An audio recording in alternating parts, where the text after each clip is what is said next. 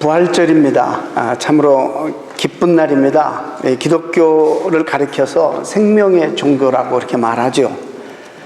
물론 기독교에서 우리가 어떻게 사는 것이 바른 삶인가, 이런 도덕적인 많은 가르침들을 가르치고 있습니다. 그러나 기독교는 어떤 삶의 철학을 말해주는 종교라기보다는 성경이 더 중요하게 강조하는 것은 우리에게 생명이 있는가, 예수 그리스도께서 우리에게 주신 생명이 있는가 없는가, 이것을 심각하게 묻고 있는 것입니다.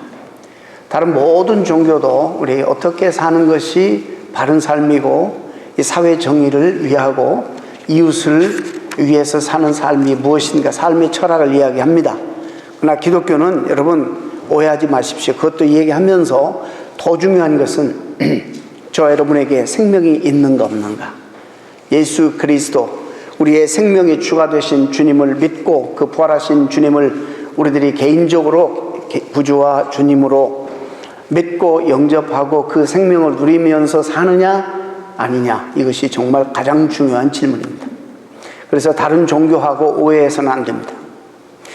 우리가 근데 유명한 기독교 그 저술가인 C.S. 루이스, 이 사람의 기독교가 세상의 모든 종교나 사상을 넘어서는 것은 바로 이 부활이 있기 때문이다. 맞습니다. 이 부활이 기독교에서 없어져 버리면 다른 종교와 다를 바가 없고 우리 안에 생명이 있다고 말할 수가 없는 것입니다. 그렇게 중요합니다. 예수 그리스도의 부활 사건 이전에는 어느 누구도 사람이 죽었다가 산다는, 부활한다는 이 메시지를 선포한 적이 역사 가운데 없습니다. 주님이 최초로 실제적으로 역사 가운데 부활하셨고 부활의 첫 열매가 되셔서 증거하기 시작하셨습니다. 물론 인간은 영원히 살도록 지음을 받았습니다. 그런데 죄로 말미암아 사망이 우리를 삼키게 되었고 죄 때문에 우리는 모두 예외 없이 죽게 되었습니다. 그래서 인간에게 있어서 최고의 절망은 뭐냐? 죽음입니다. 잘 아시죠? 그게 사실이라면 우리에게 최고의 원수, 적, 그리고 최고의 절망은 죽음인데, 그렇다면 우리에게 최고의 희소식이 뭐냐? 이 죽음을 극복하는 것입니다. 그래서 이 부활의 복음을 우리가 복음이라, 우리에게 아주 기쁜 소식이다, 이렇게 말씀하는 것입니다. 부활의 복음, 우리가 그 부활의 복음을 위해서 주님 앞에 이 시간도 부름받아서 증인으로 이 시대에 우리가 세움을 입은 것입니다. 오늘은 주님께서 죽음에 이르는 병인 우리 죄를 담당하시고 하나님에게까지 버림받아 저주와 심판을 받으시고 죽으셨다가 부활하신 날입니다. 예배 전에도 말씀드렸습니다마는 부활 사건은 초대 교회로부터 지금 이 순간까지 기독교 신앙의 핵심입니다. 설교의 중심입니다. 복음의 가장 콜 하이라이트입니다.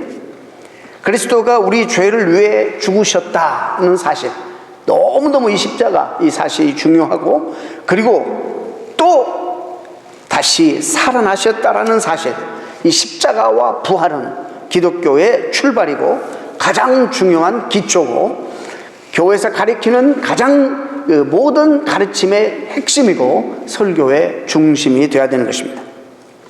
특히 그 중에서도 그리스도의 부활의 복음은 기독교 교리 중에 가장 중요한 교리라 말씀드릴 수 있습니다. 이거는 어떤 환상이 아닙니다. 사람들이 만들어낸 신화도 아닙니다. 고대 어떤 신화나 어떤 소설 얘기가 아니라 인류 역사가 증언해주는, 믿거나 믿지 않거나 역사 가운데 일어난, 그래서 기록에 남겨진 역사적인 사실입니다.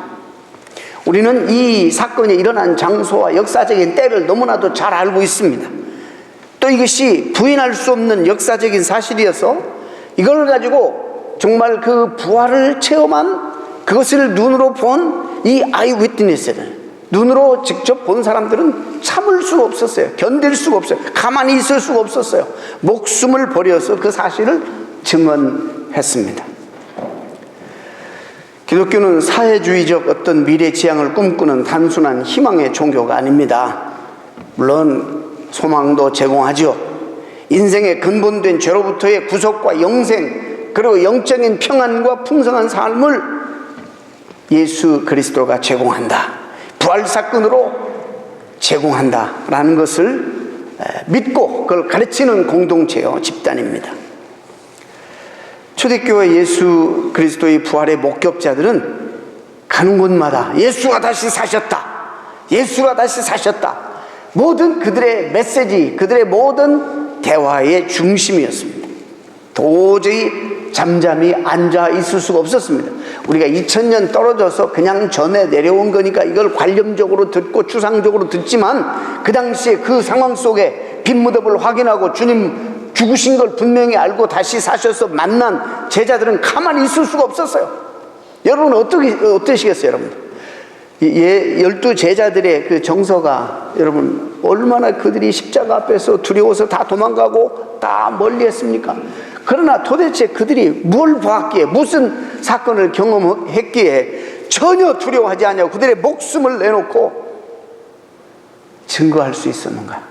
그리스도를, 바로 부활 사건을 그들이 경험했기 때문입니다.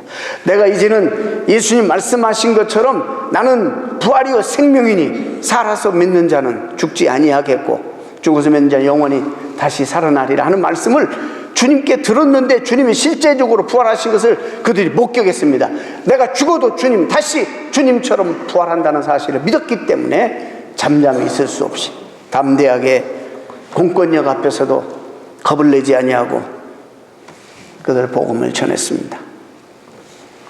여러분, 오늘 고린도전서 읽었습니다. 고린도 교회는 사도 바울이 당시 고린도 교회 복음을 전했지만 아직 뿌리가 깊이 내리지 않았어요.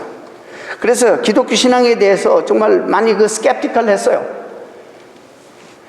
이방 문화에 훨씬 더 익숙해져 있는 사람이에요. 그 사람들은 헬라 문화에 더 익숙해져 있는 사람. 당시 고린도사에 살고 있었던 사람들은 구약의 예언에 대해서도 많이 몰랐어요. 아는 바가 없었기 때문에 구약 말씀을 바울이 인용해서 설교하기보다는 예수 그리스도의 얼마 전에 부활하신, 자기가 만난 예수 그리스도를 증거하는데 그들의 이해를 돕기 위해서 변증적으로 설명하고 있습니다. 이 그리스 사람들은요, 대단히 실용주의적일 뿐만 아니라 독단적이고 빈틈없는 사람이었어요. 사고력이 있어서 확인되지 않은 것은 믿지 않는 사람들이었어요. 그들을 향하여 바울은 말씀하시기를, 그리스도께서 만일 다시 살지 못하였다면 우리가 지금 전파하는 이 모든 것이 헛된 것이다, 이렇게 변증하고 있습니다. 당신도 내 믿음도 다 헛것이다. 그만큼 우리 믿음의 중심이 부활이라는 거예요. 14절 말씀에 보면 그리스도의 부활이 없었다면 교회는 메시지를 잃어버리게 된다는 거죠. 전할 게 없다는 거죠. 전할 게. 여러분, 여기서 부활 메시지를 전하지 않으면 여러분 인문학 강의 가서 들어도 굉장히 감동받는 그런 강의를 들을 수 있어요. 좋은 그런 연사들, 또 코미디 클럽 이런 데 가서도 얼마든지 좋은 얘기, 유익한 얘기 들을 수 있어요. 그러나 이 강단에서는 생명의 복음을 전해야 돼. 또 그 복음을 우리가 드려야 돼. 만약에 부활이 우리가 믿지 않는다면 기독교 교회들은 강단에서 메시지를 잃어버리게 된다는 것입니다. 15절에 그리스도께서 만일 다시 살지 못하셨으면 우리가 하나님의 거짓 증인으로 발견되리니 우리가 하나님이 그리스도를 다시 살리셨다고 증거하였기 때문이다. 여러분, 이 부활을 믿지 않으면 제가 거짓말쟁이입니다. 여러분 모두가 다 이걸 증거하고 전도하는 사람은 전부 새빨간 거짓말쟁이들입니다. 이게 얼마나 이 변증적으로 이렇게 설명하는지 몰라요. 그래서 기독교 교회가 이 부활을 믿지 않는다면 2000년 동안 다 거짓말하고 온 거예요. 여러분, 기독교의 가장 중요한 메시지인 부활의 메시지가 거짓이라면 지금까지 이 세상 모든 교회들은 거짓말하고 있고 그리스도의 부활 사건을 거짓으로 꾸며 선포하고 있는 것이 되는 것입니다. 여러분, 그렇다면 이미 기독교의 생명력은 오래전에 참 죽었을 것입니다. 없었을 것입니다. 그러나 교회 현실은 역사를 통해 볼 때 그 반대 현상을 보여주고 있죠. 수많은 순교자들이 기쁨으로 죽을 수 있었던 것은 바로 이 부활 신앙 때문이었습니다. 17절에도 그리스도께서 다시 사신 것이 없으면 너희 믿음도 헛되고 너희가 여전히 죄 가운데 있을 것이요. 우리 구원받지 못합니다. 구원에 대해서 확신도 없고 가질 수도 없는 것입니다. 그리스도의 부활 사건은 구원의 교리와 아주 직접적으로 연결되는, 직결되는 그런 말씀이라고 시사하고 있습니다. 로마서 4장의 25절에 예수는 우리 범죄함을 위하여 내어줌이 되고 또한 우리를 의롭다 하심을 위하여 살아나셨느니라. 이것이 십자가와 부활은 뗄 수가 없는 겁니다. 십자가만 있으면 여러분 이 죄 용서가 그래서요. So what? 생명으로 연결이 안 되는 거예요. 죄가 해결이 되고 다시 우리가 살아나는, 회복이 되는 이런 부활의 연결, 직결이 돼야 된다는 것입니다. 이 부활 능력의 체험은 여러분 연쇄적으로 그때 주님 부활하신 것을 앞에서 경험하고 눈으로 보았고 이런 분들이 앞서서 목숨을 내걸고 부활의 복음을 증거함으로 결국 연쇄적으로 로마 천지에 쫙 퍼져갔습니다. 여러분, 이 기독교 교회를, 그 생명을 약화시키기 위해서 사탄이 어떤 짓을 했는지 아십니다. 짓밟히고 온갖 박해와 핍박하고 누르고 말로 다 할 수 없도록 엄청난 핍박을 가했습니다. 그런데 누르면 누를수록 땅속에 숨어있다가 다시 일어나는 잡초보다 더 강력하게 생명력 있게 자라나서 300년도 안 돼가지고 이 제국이 다 복음화돼 버리는 놀라운 그런 생명력이 있게 되었습니다. 여러분 아시죠? 역사 가운데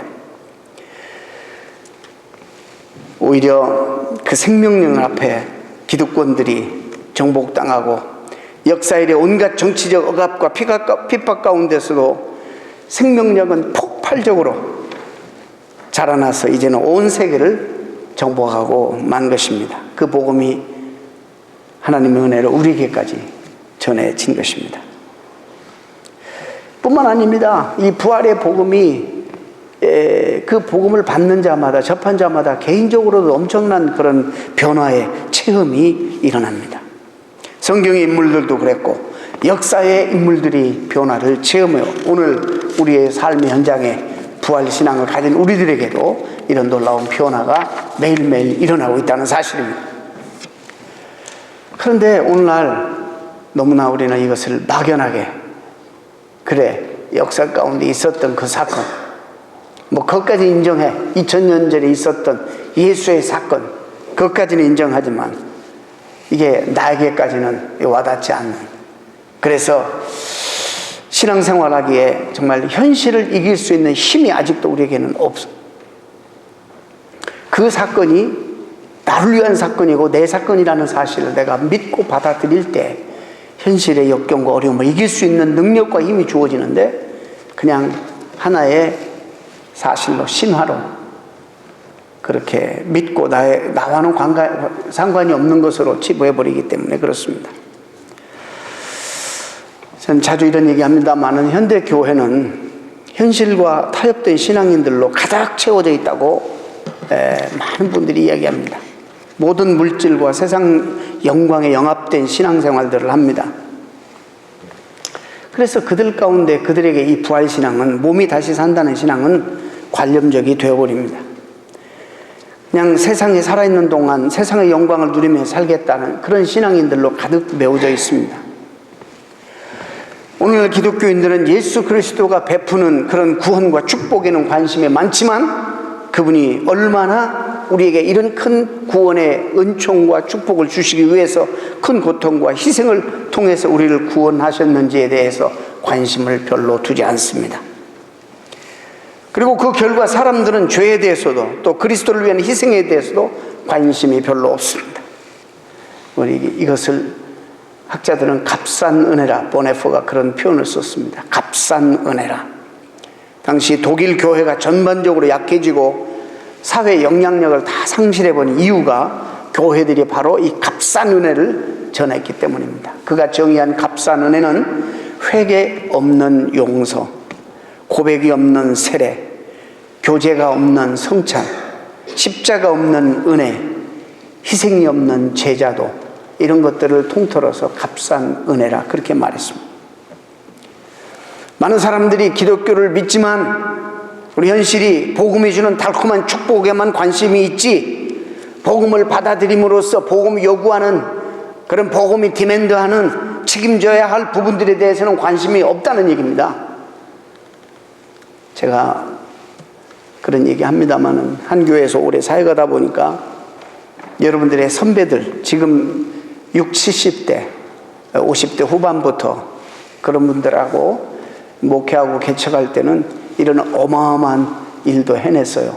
교회도 짓고 증축도 하고. 그게 사역의 전부는 아닙니다만은, 그러나 요즘 젊은이들하고는 정말로 자신이 없습니다. 왜냐하면 이런 책임이나 헌신이 없기 때문이죠. 그동안에 한 30년 동안, 20, 30년 동안 너무나 이용자 편의주의, 새신자들이 오면 잘 정착하기 위해서 무조건 거기에 맞추고, 어떻게 하면 새신자들이, 소비자들이 마치 백화점에서 상품을 잘 진열해가지고 가장 눈에 잘 띄게 그렇게 팔 것인가, 이렇게 백화점에서 하듯이 그런 전략으로 교인들을 현혹하고 어트랙티브 해가지고 그렇게 했기 때문에 성도들이 크게 익숙해져 있어요. 가끔 이런 말씀들이 이게 좀 바드가 돼요. 예수님 말씀하시기를 나를 따라오려거든 자기를 부인하고 날마다 제 십자가를 지고 나를 따를 것이니라. 이런 부분이 나오면 빨리 읽어버려. 부담되니까. 무슨 말씀인지 알겠지만 나하고는 별로 상관이 없는 것 같은 이런 말씀으로. 자기를 부인하고 매일 자기 십자가를 지고 예수님을 따라야 한다. 이 명령이 지금 우리 가운데 설 자리를 잃어버렸어. 이런 시대에서 우리가 살아갑니다.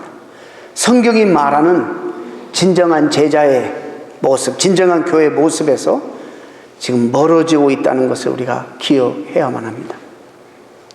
마치 맥도날드 체인점처럼 교회와 교인들은 넘쳐나지만 십자가와 부활의 영성이 자리를 차지할 설 곳이 없는 거예요.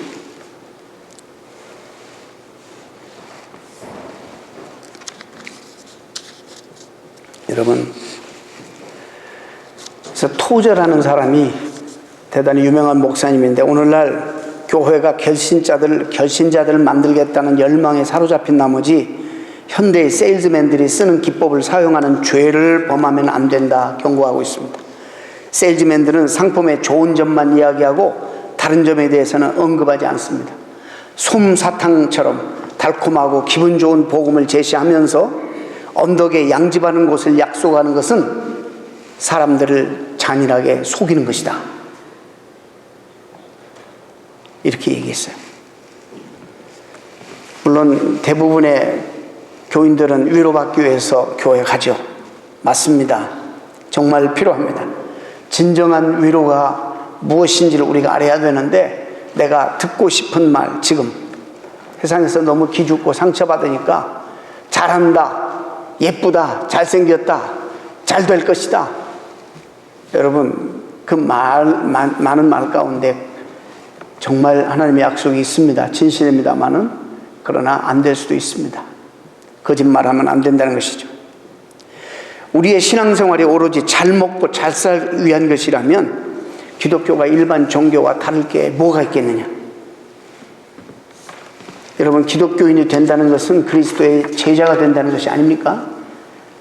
달러스 웰라드는 초대교회와 현대교회를 비교하면서 현대교회가 이토록 연약하고 힘이 없어진 이유는 바로 이 제자도의 실종에 있다, 이렇게 말하고 있습니다. 초대교회는 그리스도인과 제자를 나누지 않았습니다. 같은 단어였습니다. 오늘날에는 나눌 수밖에 없는, 제자와 교인을 나눌 수밖에 없는 시대에 우리가 살아가고 있습니다. 누군가 교회에 나와 그리스도인이 되기로 결심했다는 것은 그 당시에는 주님을 위하여 내 목숨, 내 생명까지 바치는 그런 제자로서의 삶을 헌신하겠다라는 그런 고백이었습니다. 오늘날에는 절대로 그렇게 사용할 수가 없습니다. 주님은 좁은 문으로 가라고 하셨지만 오늘 많은 성도들은 좁은 문은 선교사나 목사나 특별한 콜링이나 받은 사람들이 가는 것이고, 넓은 문은 세상 사람들이 들어가는 문이고, 일반 성도들을 위해서는 넓지도 좁지도 않은 중간 적당한 문이 있다고 이렇게 생각합니다. 그러나 성경은 그 어디도 적당한 문이 나타나 있지 않습니다. 여러분, 받든지 안 받든지 정말 이 말씀은 여러분들에게 전해야 되기 때문에 전합니다. 넓은 길, 좁은 길만 있지 적당한 그 중간의 길이라는 말은 성경에 없습니다. 교회사를 통해서 전해오는 이야기입니다. 325년에 니케아 회의를 위해서 교회 지도자들이 한자리에 오랜만에 모였습니다. 북아프리카, 소아시아, 팔레스타인 등지에서 318명의 교회 지도자들이 모였는데, 그 가운데 신체가 온전한 사람 12명밖에 없고, 318명 가운데 12명만 신체가 온전하지, 모두가 다 복음 전하다가 잘리고 모두가 다 신체 일부를 잃어버린 사람들이었다고 합니다. 306명이 주의 복음 때문에 복음 전하다가 팔을 잃고 다리를 잃고 신체 일부를 잃어버린 사람들이었다고 합니다. 여러분, 초대 교부들과 지도자들은 그런 삶을 살았습니다. 저도 참 이 기사를 보고 얼마나 부끄러웠는지 몰라요. 부활절을 맞이해서 사망 권세가 지배하는 이 우상 숭배적인 문화, 자본주의의 노예가 된 이 사회의 전 영역에 저와 여러분이 부활의 생기를 불러넣어야 돼요. 그래야지 이 사회가 소망이 있어요. 그래서 민족을 살려내고 커뮤니티를 살려내고 공동체를 살려내고, 그래서 우리가 다 새로워져야 됩니다. 마른 뼈가 가득한 에스겔 골짜기 같은 이 사회에 생기가, 성령의 생기가 불어오게 해서 후손들을 살리고 참 인간되게 사는 부활하신 그리스도의 몸된 교회 역할을 우리가 회복해야 될 줄로 믿습니다. 적어도 그렇게 살았으면 좋겠지만, 나는 정말 그렇게 살리라 작정하고 지금은 아니지만 노력하겠다 다짐하시고, 적어도 우리가 증거하는 이 증거는 바로 이런 말씀이어야 된다는 것을 여러분들에게 선포하면서, 우리가 하나님 앞에 그리스도인으로 부름받았다라는 말은 초대교회에서는 제자로 부름받았다라는 말인데, 그 말은 주님의 제자가 되기 위해서 내 목숨을 하나님 앞에 드렸다라는 말이라는 거예요. 얼마나 오늘날 우리하고 다른지 한번 비교해 보면서 도전받으시기를 바랍니다. 우리 교회가, 공동체와 커뮤니티가, 이 사회가 살 길은 다시 한번 부활의 영을 우리가 증거하고, 하나님의 성령의 영이 에스겔 골짜기에 마른 뼈다구로 살리는 것처럼 부활하신 주님의 영이 우리를 살리고 공동체를 살리는 것밖에는 이 세상에 소망이 없습니다. 이 부활절을 맞이해서 이 귀한 메시지를 가슴에 깊이 담고 고민 좀 해보시고, 내가 남은 생애를 어떻게 살아야 될 것인가, 무엇을 먹을까 마실까 입을까가 온통 내 모든 삶의 주제고, 그 외에는 아무것도 없는 그런 삶을 살 것인가, 아니면 주님이 왜 나를 부르셨는가, 주님이 왜 2000년 전에 십자가를 지셨는가, 왜 죽으시고 부활하셨는가, 그것이 나에게 무슨 연관이 있고 의미가 있는가 묵상해 보면서 여러분들이 삶을 하나님 앞에 조금씩 내어드리고, 하나님이 역사하시는 삶의 공간들이 여러분 삶 속에 조금씩 넓혀질 수 있기를, 제가 너무나 초대교식으로 하면 여러분 다 오늘 그냥 위로 못 받고 말이죠, 부담만 가지고 갈 거니까 그것이 우리 신앙생활의 목표다 생각하시고 애쓰고 그 방향을 향해서 나가셔서 정말 우리 가운데 하나님 앞에 이 시대에 귀하게 쓰임받는 부활의 증인들이 많이 나올 수 있기를 주님의 이름으로 축원합니다. 기도하겠습니다.